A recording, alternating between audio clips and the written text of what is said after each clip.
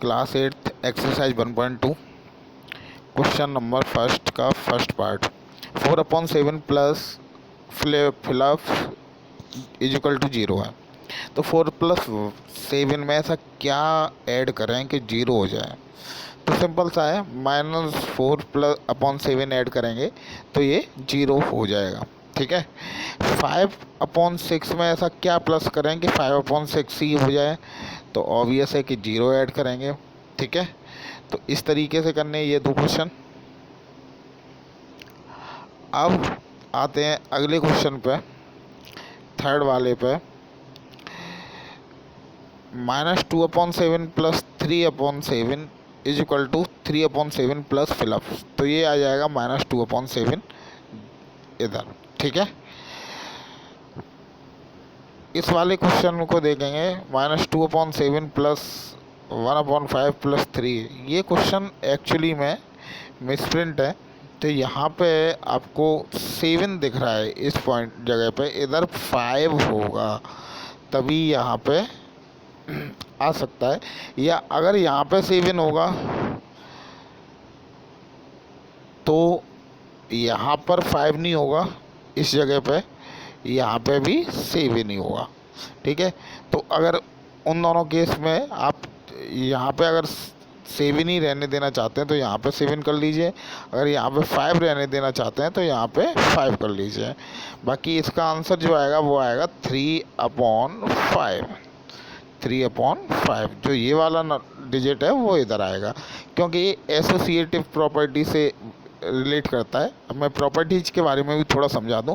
Closure property क्या होती है कि हमारे कोई भी दो रेशनल नंबर हैं, ए है, बी है और एक सी है। मतलब अगर दो रेशनल नंबर को प्लस किया जाए तो हमेशा वो एक रेशनल नंबर ही आएगा। ठीक है।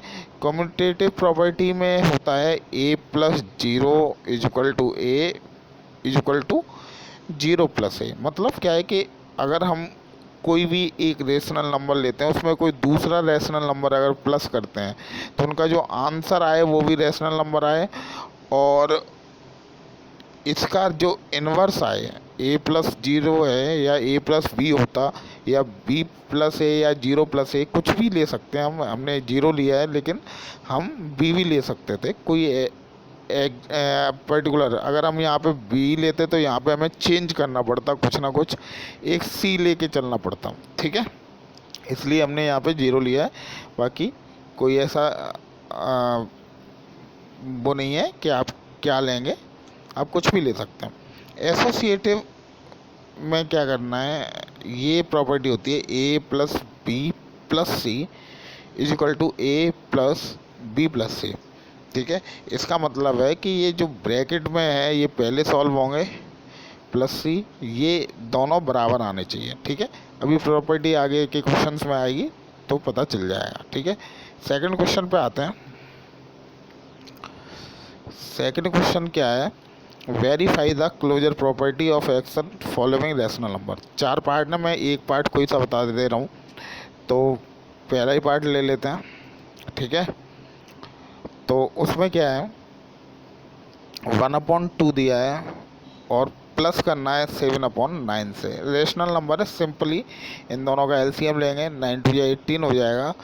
और फिर 18 को 2 से डिवाइड करेंगे, 9 9 1 जा 9, तो 9 प्लस 9 2 जा 18, 2 2 7 2 जा 14। तो ये आ जाएगा 14 + 9 23/18। तो ये कैसा नंबर है, रेशनल नंबर है। दो रेशनल नंबर थे और उनका जो आंसर आया है वो भी रेशनल नंबर है। तो ये क्लोजर प्रॉपर्टी को वेरीफाई कर रहा है। ठीक है। चलिए एक और देख लेते हैं क्वेश्चन।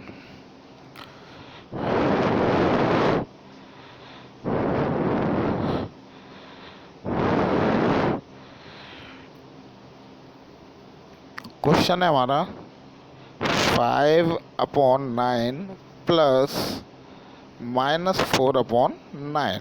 ठीक है। तो इस माइनस का अगर यहाँ मल्टीप्लाई करेंगे तो ये एक्चुअली में क्या हो जाएगा, 5/9 -4/9।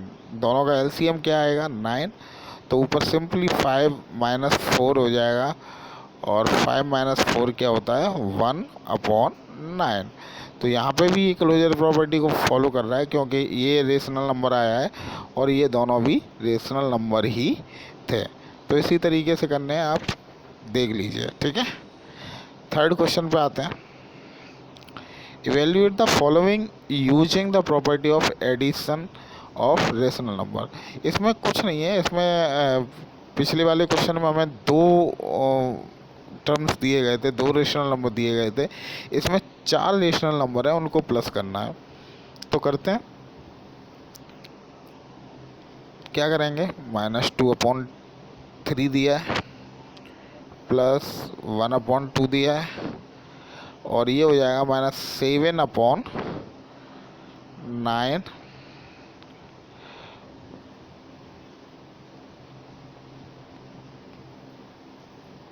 -7/9 और +7/8। अब इन चारों का एलसीएम लीजिए। एलसीएम क्या आ जाएगा, 8 9 जा 72 एलसीएम आएगा, ठीक है। तो एलसीएम ले लेते हैं, कितना आया, 72 में 3 का डिवाइड करेंगे, क्या होगा, 24 का 2 से मल्टीप्लाई करेंगे तो माइनस का 48 आ जाएगा। 72 को 2 से डिवाइड करेंगे तो 36 बन जा 36 -9 8 जा 72 होता है, तो 8 7 हो जाएगा आपका 56, एंड 9 8 जा 72, 8 9 जा 9 7 जा 63। तो अब इनको प्लस माइनस कर लीजिए, 36 + 63 आपके 99 हो गए, 99, जबकि 56 और 48 हो जाएंगे आपके 99 माइनस 104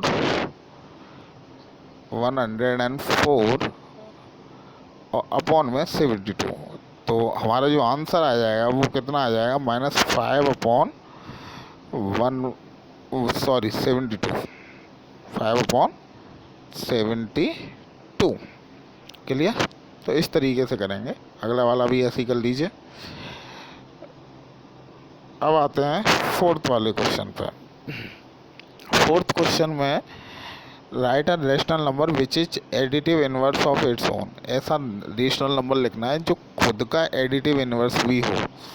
तो ऐसा नंबर केवल और केवल 0 है, तो 0 हमारा आंसर होगा, ठीक है। क्योंकि इसके अलावा और कोई भी नंबर अपना एडिटिव इनवर्स नहीं होता है। 0 को 0 भी लिख सकते हैं, +0 भी, -0 भी, ठीक है। अब यहाँ पे सारी प्रॉपर्टीज लिखनी है इन सारे क्वेश्चंस में। तो प्रॉपर्टीज पे आते हैं। यहाँ पे कम्यूटेटिव प्रॉपर्टी हो जाएगी, जो मैंने अभी आपको बताया शुरुआत में, ठीक है। इसमें भी आपकी कम्यूटेटिव प्रॉपर्टी होगी, इसमें भी कम्यूटेटिव प्रॉपर्टी होगी, और यहाँ पे जो प्रॉपर्टी होगी वो होगी एसोसिएटिव, ठीक है। आप इन दोनों प्रॉपर्टीज़ में क्लोजर प्रॉपर्टी भी लिख सकते हैं। क्लोजर प्रॉपर्टी इसलिए लिख सकते हैं क्योंकि क्लोजर प्रॉपर्टी क्या कहती है कि A + B = C, ठीक है। तो कोई भी